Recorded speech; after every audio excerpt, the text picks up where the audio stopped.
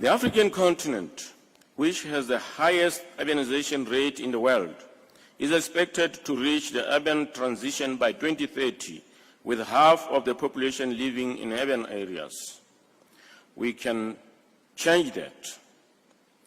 Urban transition offers great opportunities which this Assembly must address.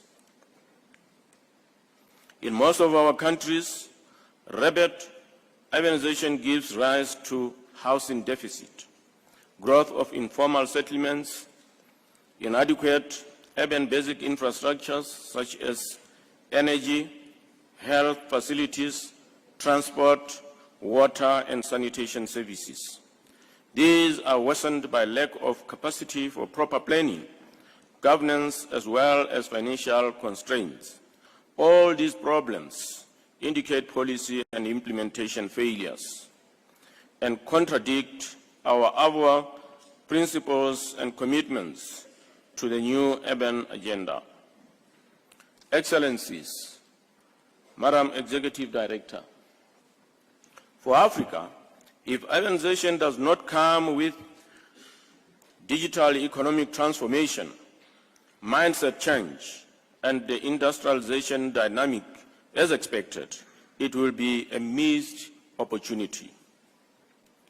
There must be a linkage between sustainable urbanization and job creation, livelihood opportunities, and improved quality of life.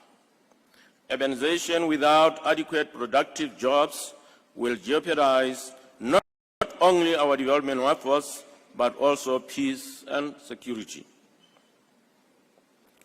Many governments are still contending with managing the rising expectations of citizens that stem from rapid urbanization and delayed socio-economic transformation. The unmet expectations of the people have contributed to growing frustration to the elderly people with disabilities, and particularly the youth, who demand a better tomorrow. Let us learn from the mistakes that others did and change the paradigm in Africa. Let us strive to reverse the trend with